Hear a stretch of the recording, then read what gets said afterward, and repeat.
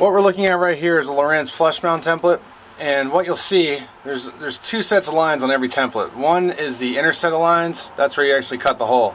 Then there's an outer set of lines, which we can't really see on here. I'll try to peel back a little bit. The outer line is, we've actually cut along it, that's the edge of the unit. So that's what you use to actually make sure the unit's going to fit. And then the inner line is where you make your cut.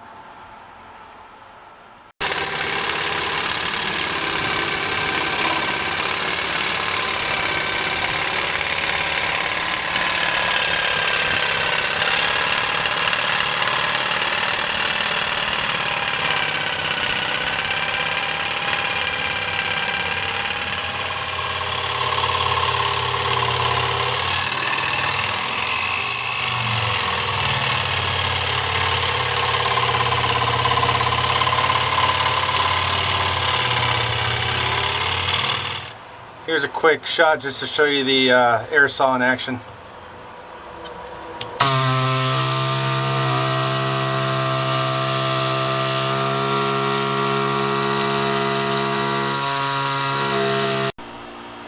you have a tough to get to spot where you need to get a saw in there, this oscillating saw, you can actually just drop right in along the line and make a cut.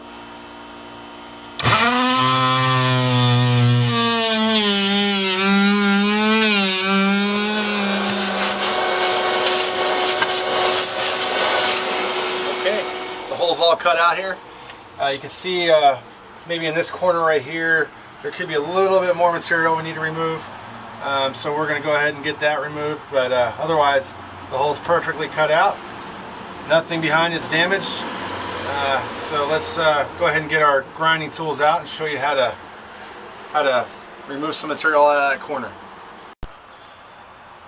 So to remove material on the corner, we're going to use this Dremel tool. Everybody has one of these laying around the house. If you don't, again, they're available for 35 or 40 bucks at Kmart or your local store. So we're going to use the Dremel to remove some material around the corner.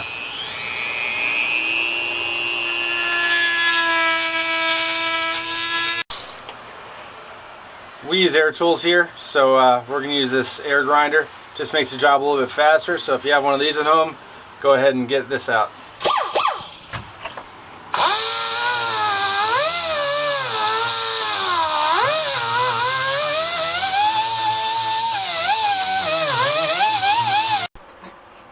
Of course, if you don't have a Dremel and you don't have an air grinder, just go to the hardware store and buy one of these rasp bits right here and put it on your drill. It's not as quick, but it'll get the job done.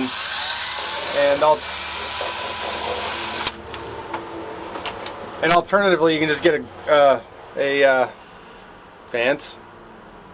You can get a file.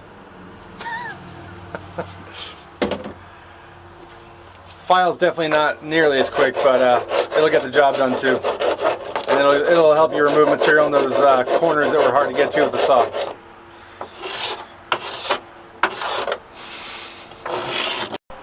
Okay, our hole is cut.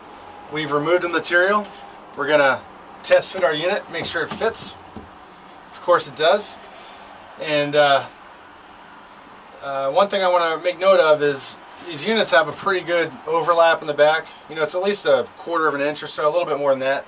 So if you didn't cut your hole exactly right and you drop the unit in there and see it's a little bit crooked, you can enlarge these holes a little tiny bit to straighten that unit up. So if you screw up, it's not the end of the world. There still is a little room for recovery.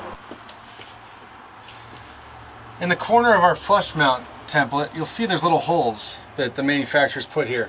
These are actually the holes where the screws that mount the unit go through. So you're going to want to drill these out next.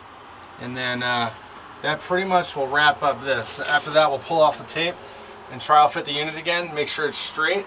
If it's not straight, we may have to remove a little bit of material to tweak it a little bit, and then we'll go ahead and screw it in place. Okay, our hole's completely cut out now. We've got the 4 corner holes cut here, or drilled, and you see we've actually beveled them out. We haven't worried about beveling out or sanding down the edge of this. It's fine the way it is. You know, if you want to rub some, 180 grit, or I'm sorry, 320 grit or something sandpaper to smooth out the edge, that's fine, but there's not really any need to. You can see our cutout is perfectly smooth. There's no chips anywhere, so that fine saw blade got through it perfectly. And all of these holes, again, we use this countersink bit to bevel them out to back away the gel coat from the hole, so that when we screw into here, it's not going to chip the gel coat there. And the display mounts perfectly. It's perfectly aligned and level. And we're going to put our 4 screw holes in each corner, and that's going to be about it.